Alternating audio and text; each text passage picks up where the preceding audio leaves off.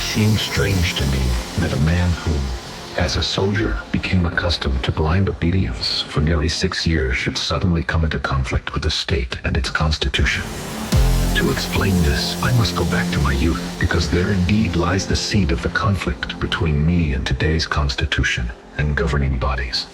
As a young man of 16 and a half years of age, I was forced to earn my own bread. I came to Vienna when I was barely 17, and there I became thoroughly acquainted with 3 things.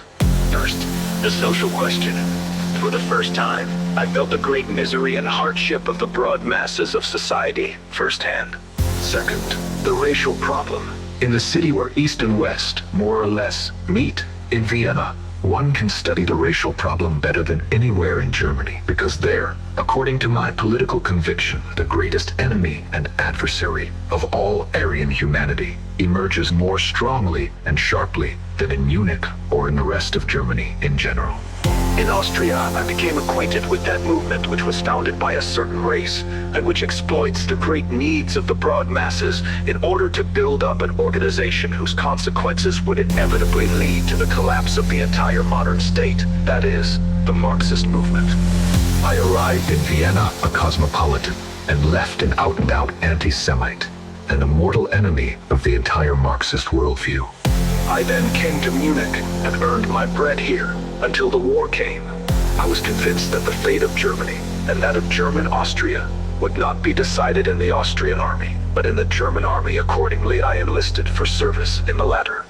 When it was announced on November 7th, 1918, that the revolution had broken out in Munich, I couldn't believe it at first. But by November 9th, it became clear to me. And that night, my decision was made. The vacillation in my life, whether I would turn to politics or remain a builder, came to an end.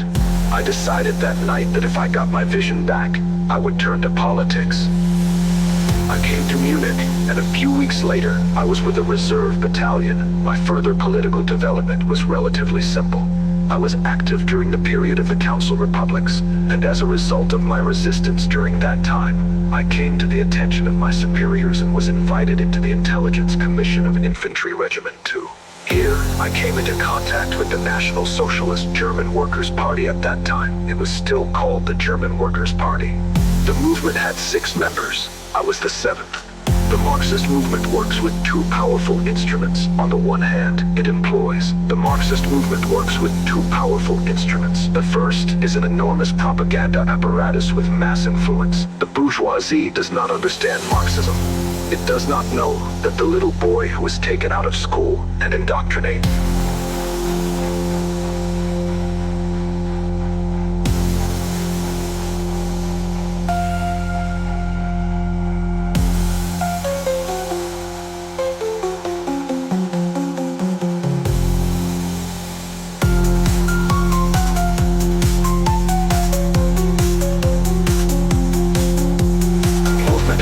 members. I was the 7th. The Marxist movement works with 2 powerful instruments. On the one hand, it employs. The Marxist movement works with 2 powerful instruments.